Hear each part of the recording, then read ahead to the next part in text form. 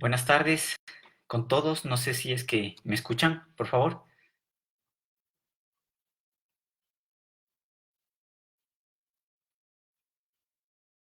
Estamos viendo si es que alguien se conecta.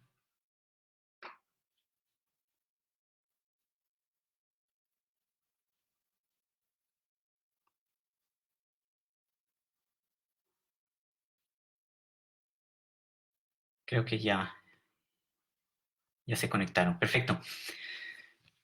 Muchas gracias al grupo Aprendiendo Derecho, en especial al doctor Joseph Mendieta, al igual que al doctor Juan Carlos Aguiar, quienes me han invitado para conversar con todos ustedes. Mi nombre es Carlos Manosalva Silva, soy abogado ecuatoriano, socio del estudio jurídico Manosalvas and Partners, sede Ecuador, y creo que es importante analizar que en este momento las redes sociales y el Internet es el núcleo de nuestras vidas, a tal extremo que se ha convertido, por un lado, en la herramienta fundamental para el desarrollo intelectual, económico y familiar. También se ha convertido en la vía más idónea para el cometimiento de delitos. Es por esta razón que en este conversatorio, en esta disertación o ponencia, me permitiré hablar de los delitos informáticos o más conocidos como ciberdelitos. Esta ponencia la dividiré en 4 partes. La primera, que es importantísima, nos vamos a preguntar qué son los llamados ciberdelitos o los delitos electrónicos. Segundo, qué tipos de ciberdelitos existen en la doctrina. Tercero, qué sucede en el Ecuador. Y concluiré analizando el ciberdelito en el derecho comparado, para lo cual nos preguntaremos qué sucede en Perú, qué sucede en Argentina, qué sucede en España, qué sucede en Paraguay, y también qué debemos hacer para que no existan este tipo de ciberdelitos o mitiguemos de la mejor forma los mismos. Comenzaré preguntándome qué son los ciberdelitos o los delitos informáticos. Y para esto creo que es indispensable que llegar a un concepto concreto de ciberdelitos o delitos informáticos sería ahondar en muchas variantes, ya que a nivel internacional ustedes entenderán, las regulaciones son diferentes, hasta incluso la tecnología es distinta, ¿no es cierto? Y la actividad delictiva mediante el Internet es radicalmente diferente de país en país. Pero es necesario definirlo, para lo cual he escogido a 3 juristas que lo puntualizan de forma totalmente clara. El jurista argentino, doctor Gustavo Arocena, menciona lo siguiente con respecto a los ciberdelitos. El delito informático o ciberdelito, dice el doctor Arocena, es el injusto determinado en sus elementos por el tipo de la ley penal, combinado con pena y por el que el autor merece un reproche de culpabilidad, que, utilizando a los sistemas informáticos como medio comisivo o teniendo a aquellos, en parte o en todo, como su objeto, se vincula con un tratamiento automático de datos. Un aporte interesante también lo proporciona el doctor Velasco Núñez y dice lo siguiente: se incluye en el concepto de delito informático tanto el delito tradicional, metido a través de un ordenador o internet, y él dice, ¿no? A través de correo electrónico, la venta de droga, extorsión, amenazas vinculadas a través del internet o el propiamente tal, el delito en contra de la informática. Este es por atacar datos o sistemas informáticos o las vías telemáticas de comunicación, especialmente a través de internet, ya sea bloqueando, es decir, ataques de denegación del servicio, destruyendo programas, dañando dispositivos de almacenamiento, alterando datos, puede haber un fraude, destruyéndolos, que puede haber un sabotaje, o usándoles de forma ilícitamente. ¿A qué me refiero con ellos? Piratería, espionaje, pornografía, que lo veremos posteriormente. De igual forma, el jurista argentino Pablo Palazzi señala algo muy importante y muy interesante. Desde hace años, él dice, ¿no? La fotografía y el video se han instalado en Internet y en las redes sociales. El amplio uso de blogs, mensajería instantánea, redes sociales, la práctica de sacarse selfies, que es muy común ahora, y de subirlas online en cuestión de un solo clic de un teléfono móvil se ha expandido a límites totalmente inimaginables.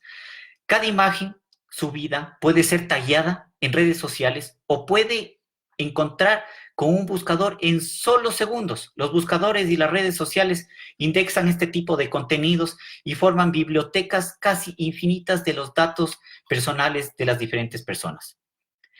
Hay algo que rescatar sobre lo que él dice, ¿no?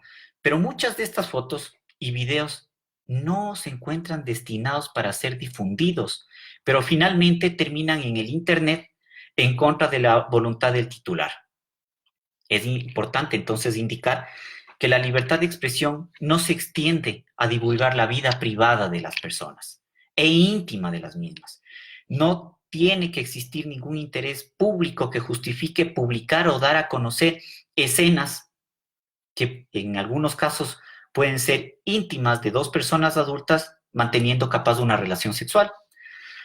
Como conclusión,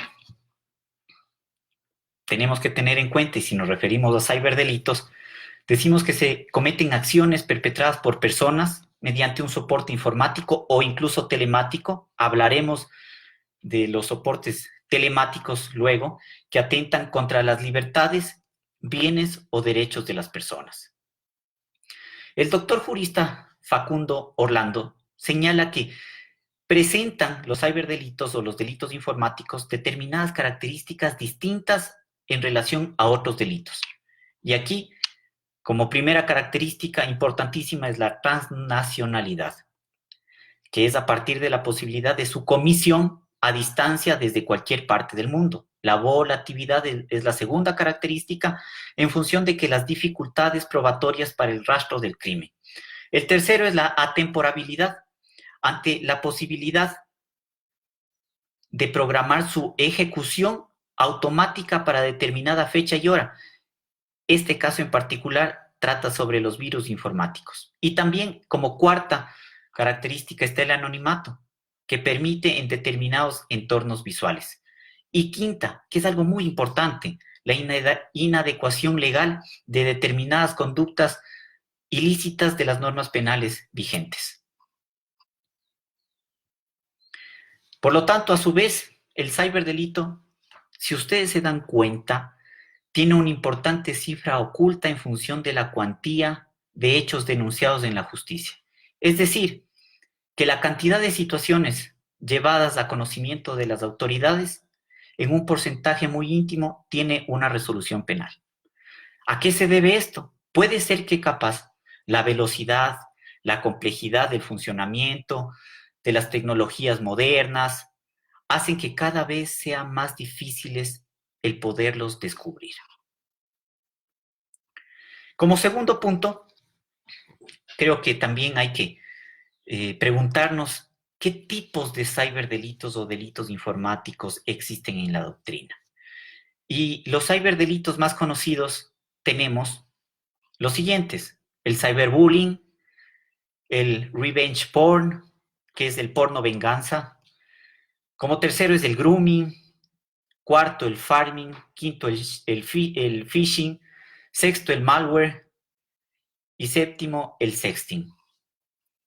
Cuando hablamos del cyberbullying, el jurista doctor Hugo Paninetti señala, él más que nada, primero define qué es el bullying y él indica lo siguiente.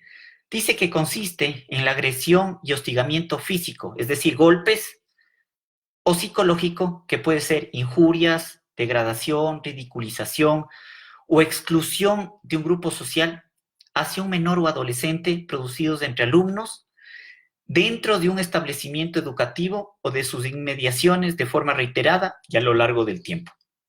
Y luego señala que es el ciberacoso e indica que con respecto al ciberacoso, cyberbullying, es cuando un menor atormenta, amenaza, hostiga, humilla o molesta a otro mediante el Internet, teléfono móvil, consolas incluso de juegos, ojo, u otras tecnologías telemáticas. En la práctica del cyberbullying, no solo se agota con el Internet, ya que los agresores muchas veces utilizan otros medios electrónicos como formas de hostigamiento. Por ejemplo, puede ser incluso hasta mensajes de textos. ¿Tienen efectos nocivos? ¿Tiene efectos nocivos el cyberbullying? Por supuesto que sí. Las víctimas o a las víctimas no les queda lugares seguros donde ellos puedan permanecer lejos de los virtuales acosadores o agresores. La víctima permanentemente teme una posibilidad de agresión. Los espectadores potenciales de actos violentos se multiplican de una manera totalmente exponencial. Y con esto, ¿qué es lo que pasa a aquellas personas que son víctimas de un cyberbullying? La autoimagen, el deterioro, debilitamiento de la red social de contención, la fuerza de la palabra escrita o de la imagen a la hora de hacer daño es de mayor intensidad que la que posee un mensaje hablado o incluso físico. Y esto se da porque puede ser leído y releído una y otra vez. ¿Qué es la porno venganza o qué es el revenge porn? Este delito se encuentra estrechamente ligado al sexting, pero no es totalmente distinto y viene desde la palabra venganza.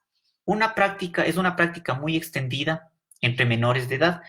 El revenge porn o porno vengativo es el contenido sexual explícito que se publica en Internet sin el consentimiento del individuo que aparece representado. Mucho de este material es producido por la propia víctima y enviado al infractor a través de varios canales. Uno de esos puede ser el WhatsApp. La pornografía vengativa, al someter a la víctima en una situación de exposición no consentida de su sexualidad, se considera en muchos casos una violencia sexual, aunque no sea física, sino totalmente psicológica. El jurista Pablo Palazzi, en su libro, señala que el revenge porn fue usado por primera vez en los Estados Unidos y consiste en una publicación no autorizada de imágenes o de videos privados, generalmente de contenido íntimo. Parte de una persona generalmente expareja por sí o a través de terceros. Lo hace por venganza y luego de terminar incluso la relación. Desde allí sale el término revenge porn. La palabra inglesa porn se traduce como porno o pornografía y está asociada muchas veces al obsceno, pero hay que tener en cuenta algo. Las imágenes íntimas o privadas no necesariamente tienen que ser calificadas como obscenas. La palabra, en cambio, revenge, se traduce como venganza. Siguiendo estas ideas, en España incluso se le ha denominado porno por despecho. También se ha puesto el usar el nombre de involuntary porn o non-consensual pornography y eliminar el término revenge o venganza del concepto. Y con esto se logra ampliar incluso la figura. ¿Qué es el grooming? ¿Qué es el grooming? Se trata de una serie de conductas y acciones emprendidas por un adulto con el objetivo de ganarse la confianza de un menor de edad, creando una conexión emocional con el fin de disminuir inhibiciones del menor y poder abusar de él. Es terrible. En algunos casos se puede buscar la introducción del menor en la prostitución infantil o en la producción de material pornográfico. Tenemos tres grupos de opiniones. Algunos dicen que es un delito pluriofensivo, otros señalan que es un delito que lesiona un bien jurídico y otro que solo protege la indemnidad sexual de los menores. Aquellas personas que señalan que es que el delito es pluriofensivo indican que afectan dos bienes jurídicos: la indemnidad sexual del menor, que es víctima, obviamente, de esta agresión sexual, y la seguridad de la infancia en la utilización de las TIC, que es un bien jurídico colectivo. Los que señalan que solo lesiona un bien jurídico indican que ya sea solo lesiona el derecho a la dignidad o a la integridad moral del menor. Y los otros autores sostienen, al parecer de carácter mayoritario, que conduce a considerar al delito como de naturaleza material, de acto preparatorio, que se sitúa en momentos previos al inicio de la ejecución de uno o más delitos planteados por el autor. Como sujeto activo en el grooming, este puede ser cometido por cualquier persona imputable, independientemente de las características personales. Como sujeto pasivo, esta conducta solamente puede ser cometida contra un menor de 18 años. El tipo objetivo.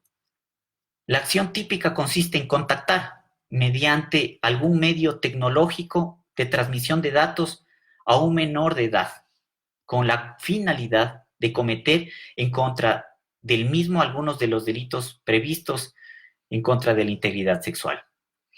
Tipo subjetivo. Este es un delito de dolo directo. Los medios comisivos, comunicaciones electrónicas, telecomunicaciones o cualquier otra tecnología de transmisión de datos. Modalidades. La modalidad para la concreción se basa en que el acosador suele crear un perfil falso en redes sociales, aplicaciones, videojuegos u otro medio. ¿Qué es el farming?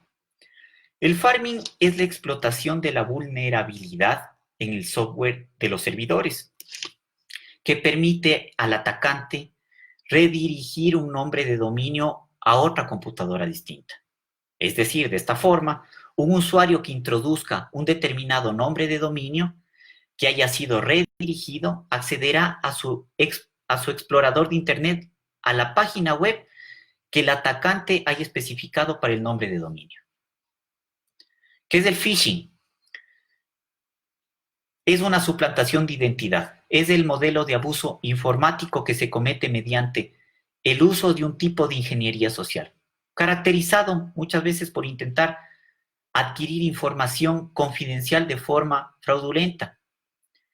El ciberdelincuente, o como comúnmente se le conoce, el phisher, se hace pasar por una persona o por una empresa de confianza en una aparente comunicación oficial. El doctor Laudon lo define de la siguiente forma, que es muy interesante, ¿no? Él dice, el phishing, suplantación de identidad, es cualquier intento engañoso, habilitado en línea por parte de alguien que quiere obtener información confidencial a cambio de un beneficio económico. Los atacantes del phishing no incluyen códigos maliciosos, sino que se basan en una impostura, es decir, un fraude directo denominados técnicas de ingeniería social. El ataque del phishing más popular, si ustedes se habrán dado cuenta, no sé si es que habrán visto alguna vez a través del Internet, es la carta de estafas enviadas por correo electrónico. ¿A qué me refiero? No sé si es que alguna vez ustedes pudieron observar alguna carta en la cual le decía que tiene que acceder a un link o que solicita tal cantidad de dinero. ¿Qué es el malware? El malware, algunos técnicos o algunos peritos informáticos señalan que es un dolor de cabeza. Es un software malicioso que se inserta en los sistemas operativos o discos duros de computadores y smartphones para recolectar información que genere el usuario. Por lo general, su descarga es automática y sin previo conocimiento del usuario, como archivo adjunto desde emails publicitarios falsos, desde páginas web hechizas o apps supuestamente gratuitas. Su uso también es totalmente versátil, desde capturar información para enviar un spam, como publicidad, hasta el robo de datos confidenciales para su tráfico.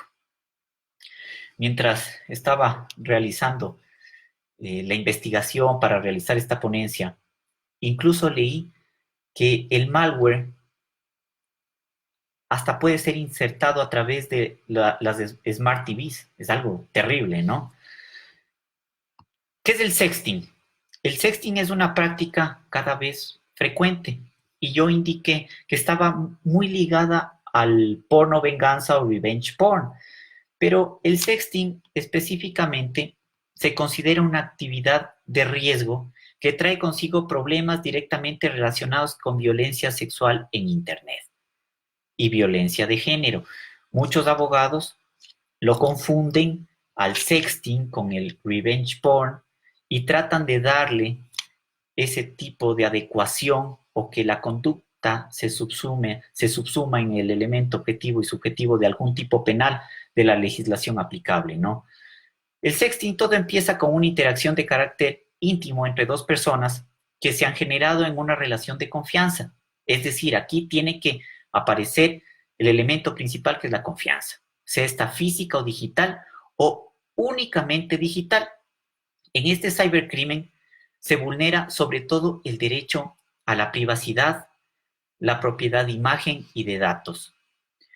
El sexting es el uso de dispositivos móviles y plataformas de chat en línea. Este material es producido o copiado, como ya indiqué, desde un remitente y puede ser público o masivo. El blanco es siempre una persona víctima de extorsión, de ciberacoso, que no puede difundirlo ni producirlo, ¿no? Las primeras referencias del sexting provienen de los países anglosajones. El término sexting proviene de sex, que es sexo, y texting, que es envío de mensajes de textos, por SMS desde teléfonos móviles o smartphones. Hoy en día resulta evidente con la proliferación de aplicaciones, redes sociales y demás transmisión de documentos e imágenes desde cualquier dispositivo. El concepto se amplía en toda acción o difusión o publicación de contenidos, principalmente fotos y videos. Como elementos del delito tenemos lo siguiente: difundir, revelar, ceder fotos, imágenes o cualquier tipo de material de contenido íntimo sin autorización de la persona afectada. Dicho contenido tiene que afectar gravemente la intimidad de la persona. Dicho contenido se han obtenido el autor con anuencia de la persona afectada. Son contenidos captados, puede ser incluso desde el domicilio de la víctima o en cualquier lugar donde exista una prevención de intimidad. Con esto creo que podemos entender cuáles son los delitos más conocidos en la doctrina y como tercer punto, sí creo que hay que analizar y hacerse esta pregunta, ¿no? ¿Qué sucede en el Ecuador? ¿Qué pasa en el Ecuador? ¿Existen estas figuras en el Ecuador? Y primeramente creo que hay que partir de una premisa, y es que en el Ecuador no se ha firmado el Convenio de Budapest. El Convenio de Budapest es el convenio llamado de ciberdelincuencia. Este convenio permite una mejor cooperación entre naciones, mejora las técnicas de investigación, pero nosotros, en el Ecuador, no lo hemos firmado. Si se dan cuenta, desde allí ya existe un limitante para aquellos profesionales, aquellos agentes fiscales que tienen que realizar las investigaciones, ¿no es cierto? Fiscalía sí cuenta con especialistas en delitos informáticos, pero no existe una unidad específicamente sobre el cibercrimen. He conversado con colegas fiscales, he conversado con abogados en libre ejercicio y todos me han indicado que existe un limitante. Todo depende del tipo penal. Pues si ustedes se dan cuenta, voy a poner ejemplos. En la unidad de soluciones rápidas se puede llegar a investigar hackeos simples. En la unidad de patrimonio ciudadano se puede llegar a investigar un robo de dinero a través del Internet. En la unidad de delincuencia organizada se puede llegar a investigar cibermafias, etcétera. Nosotros tenemos un caso en el estudio jurídico que en la unidad de administración pública número 2 se puede llegar a investigar delitos de la información pública reservada. es decir, que no hay una unidad específica que pueda analizar y ver sobre ciberdelitos o delitos electrónicos. Algo importante, y es necesario que toda la audiencia que me esté escuchando sepa, es que en nuestra Constitución del Ecuador, específicamente en el numeral 18 del artículo 66, se reconoce y se garantiza a las personas el derecho a la intimidad personal y familiar. Esto va en concordancia con lo que señala la Declaración de las Naciones Unidas, la Convención Americana sobre los Derechos Humanos, que en diferentes artículos indica que nadie podrá ser objeto de injerencias arbitrarias en su vida privada, su familia y su domicilio. De igual forma, no se refiere necesariamente al uso del Internet, sino a todo tipo, por cualquier modalidad de intromisión. Para esto, ustedes pueden, si es que bien lo desean, analizar o leer capaz del caso Escher y otros versus Brasil, dictado por la Corte Interamericana de Derechos Humanos, que es muy importante, es un referente. Normalmente la jurisprudencia en derechos humanos te da el camino a seguir para poder manejarse o interpretarlo en las diferentes naciones, ¿no? Este caso, en definitiva, habla y señala sobre la protección a la vida privada que se concreta en el derecho a que sujetos distintos de los interlocutores no conozcan ilícitamente el contenido de las conversaciones telefónicas o de otros aspectos. Y esto es propio del derecho de los procesos de comunicación. Ustedes se darán cuenta incluso de las escuchas, ¿no es cierto? Aquí habla mucho de eso. ¿Existe en el Ecuador este tipo de delitos? A ver, bueno, hay que también analizarlo de una forma técnica y los delitos que señalé hace pocos segundos y minutos que se encuentran en la doctrina a veces son figuras totalmente atípicas, son figuras atípicas y los delitos que existen en el Ecuador es la pornografía infantil de 13 a 16 años, la violación del derecho a la intimidad, normalmente todos estos delitos de 1 a 3 años, la revelación ilegal de información de bases de datos, la interceptación de comunicaciones, puede haber un farming, puede haber un phishing, el fraude informático, ataque a la integridad informática, delitos contra la información pública reservada legalmente, acceso no consentido a un sistema informático, puede existir contravenciones, delitos de calumnia, etcétera, ¿no es cierto? Eh, Algo importante y que es necesario cuando se realiza las diferentes investigaciones para este tipo de delitos aquí en el Ecuador es el peritaje que tiene que existir, ¿no es cierto? ¿Quién realiza este peritaje? Tiene que hacerlo una persona técnica, normalmente es un ingeniero que posee conocimientos informáticos. Y las pericias más solicitadas pueden ser las siguientes, y me permito indicarles. La manipulación de archivos audiovisuales, este peritaje reside en examinar los archivos de audio, video o ambos y determinar si son auténticos o fueron modificados. La verificación de correos electrónicos, esto otorga autenticidad al mensaje de correo electrónico. El análisis del contenido de ordenador determina si se eliminaron archivos y cómo y cuándo, temas casos de espionaje. La certificación del desarrollo de software, el perito emite un informe donde certifica si la aplicación fue desarrollada o no conforme a lo acordado y de acuerdo a las condiciones contractuales. Puede existir también una copia de vid a vid, la identificación de una IP y algo que hay que tener muy en cuenta cuando se solicita a través de fiscalía o el fiscal, el agente fiscal es quien pide las asistencias internacionales. Como ya señalé, no se ha firmado el convenio de Budapest y por lo tanto se demoran varios meses hasta que llegue la información y muchas veces la información que desea el agente fiscal o el denunciante no siempre es la que se necesita, pero se demoraron muchos meses, ¿no? Es importantísimo en este tipo de delitos la preservación de la evidencia informática, que exista una debida cadena de custodia. Se puede también establecer la materialización, puede existir también versiones, etcétera. Esto con respecto a delitos informáticos en el Ecuador.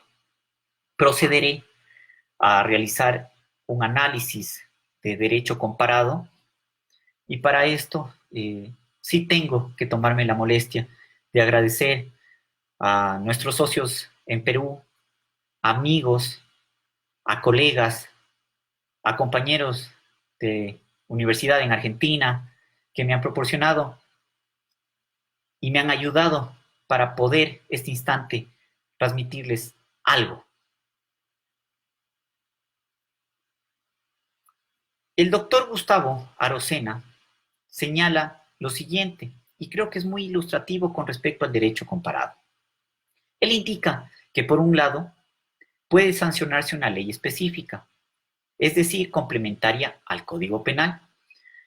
Es la opción por lo que se ha inclinado, por ejemplo, Venezuela. Si es que existen personas que me están escuchando de Venezuela, espero que sea así, que se sancionó su ley especial contra delitos informáticos en el 2001.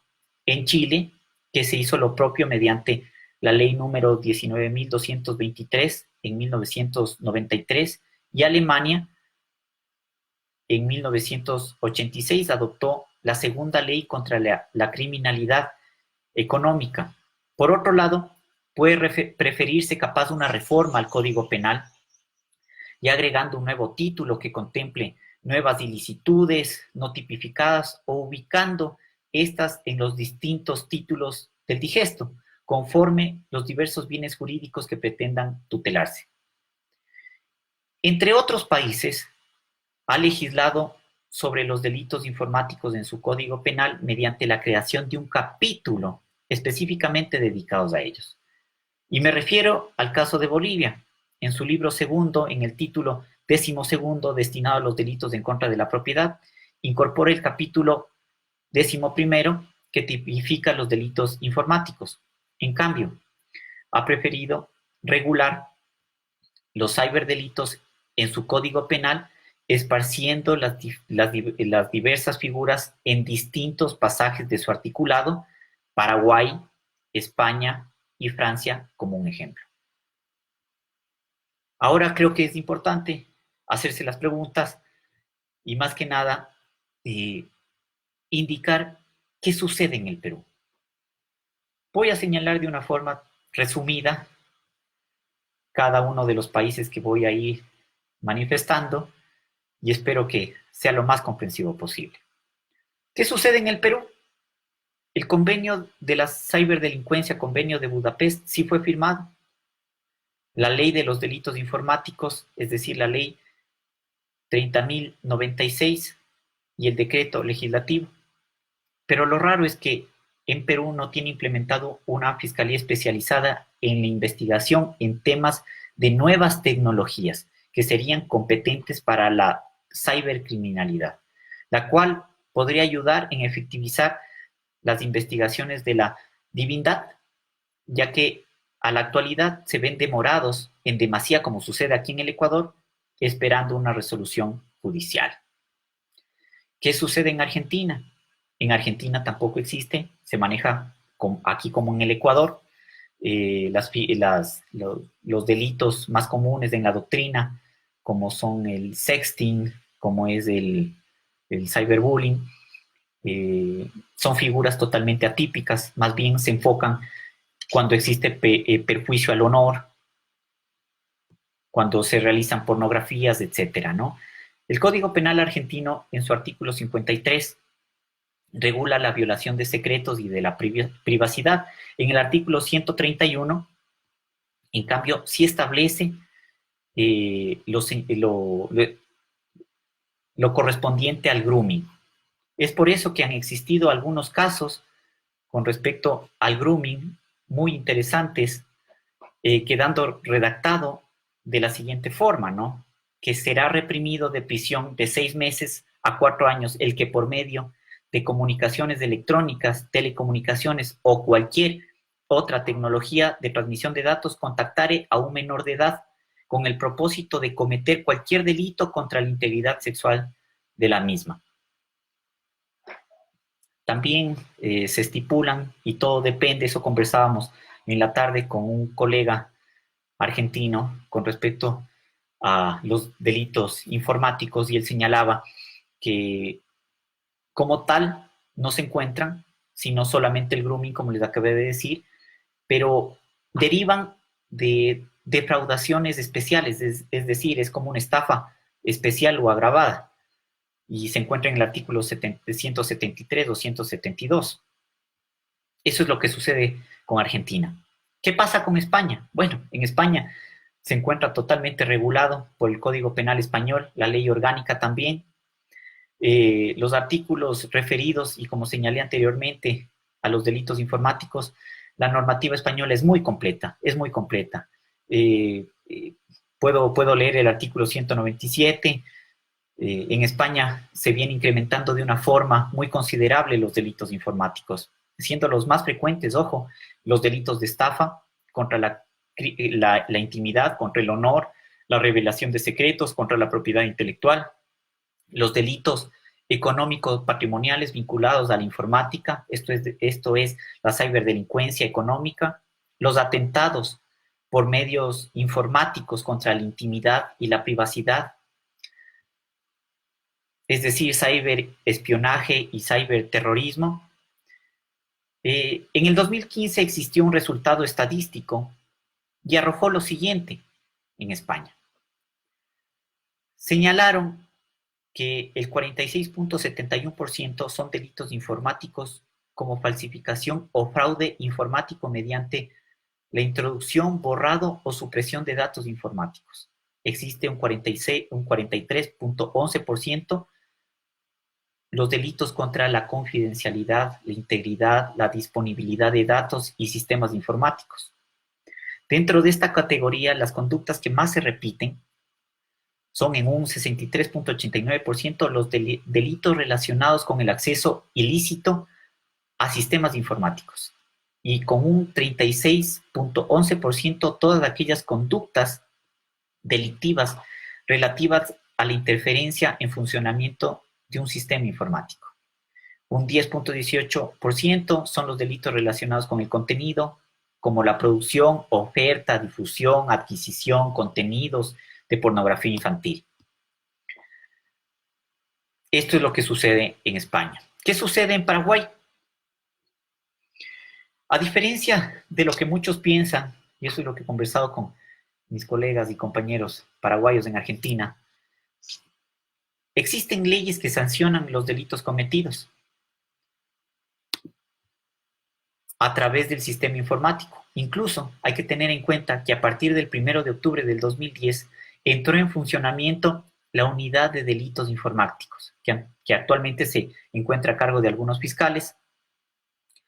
Los delitos que se reglamentan, que están sancionados, son la pornografía relativa a niños y adolescentes en el 140 del Código Paraguayo, la violación del secreto de comunicación en el 146, la alteración de datos en el 174, el sabotaje de computadoras en el 175, la operación fraudulenta por computadoras en el 188.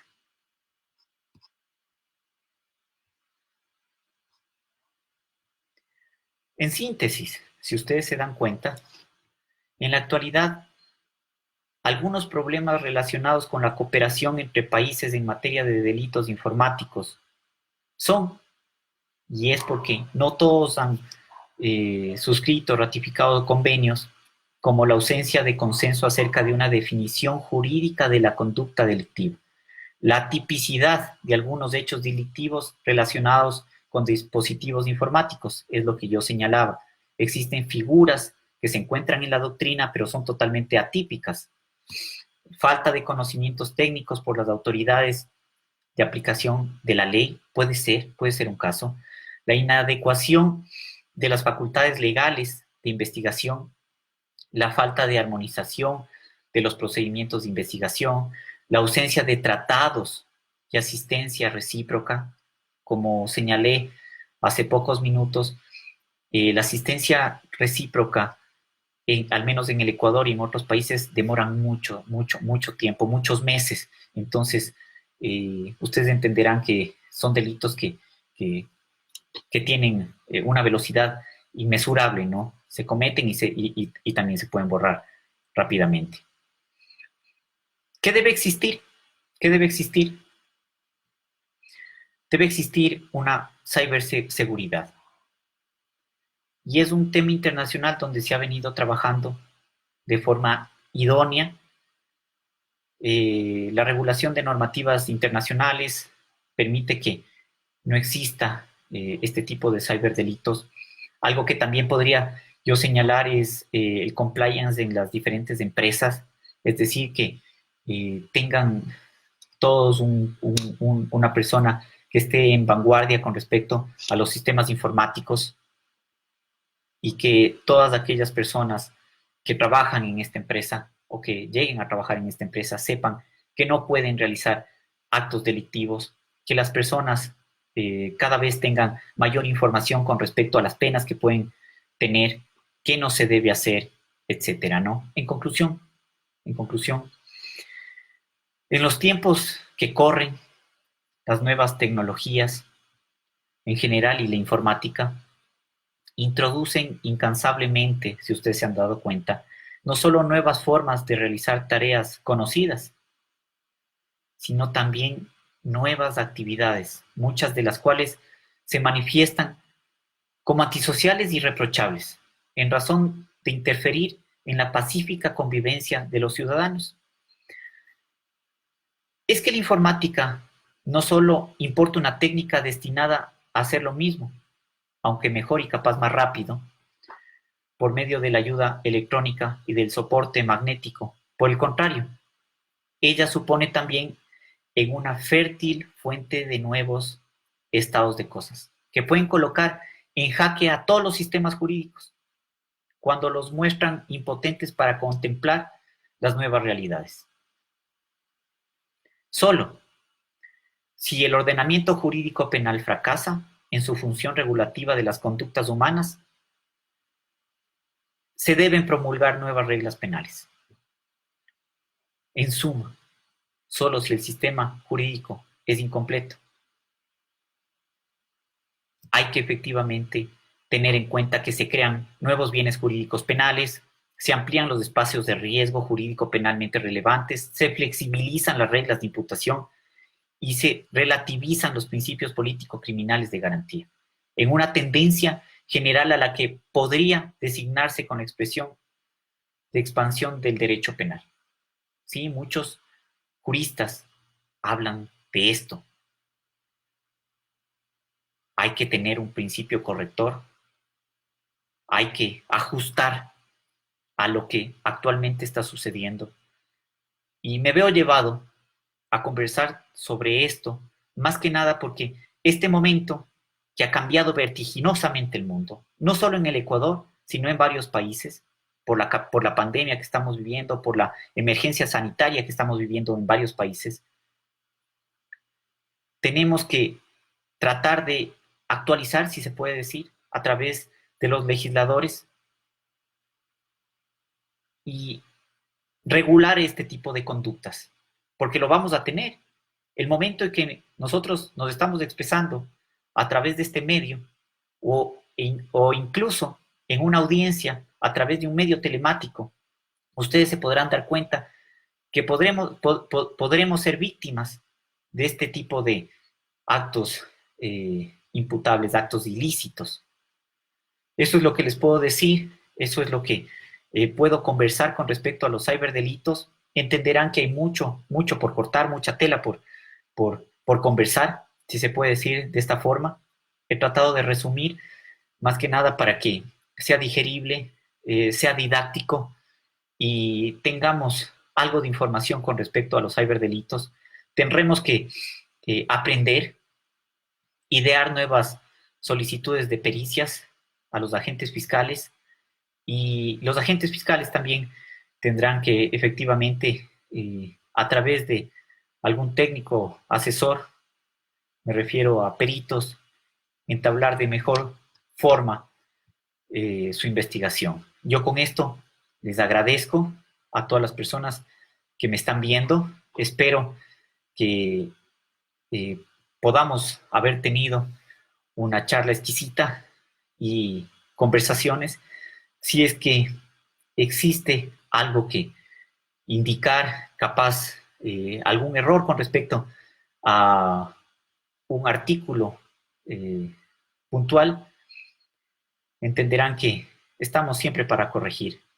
Esa es la virtud de poder conversar con todas las personas que están aquí en este conversatorio, en esta ponencia. Yo no sé si es que existen preguntas, no sé si es que podemos hablar de,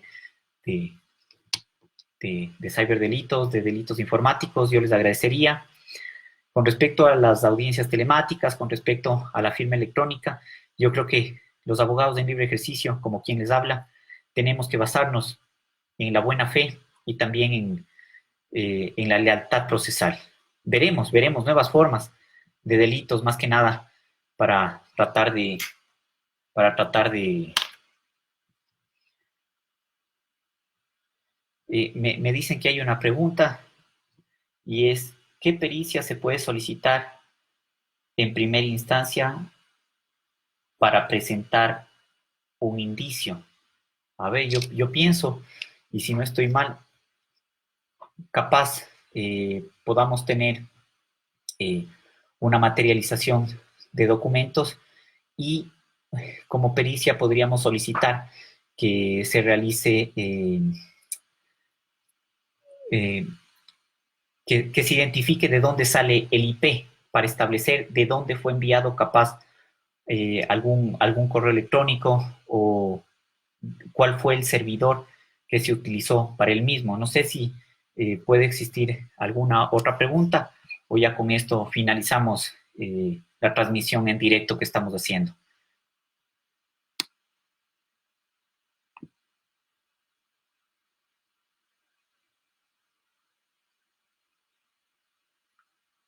Pienso que no hay más preguntas. Estoy tratando de ver.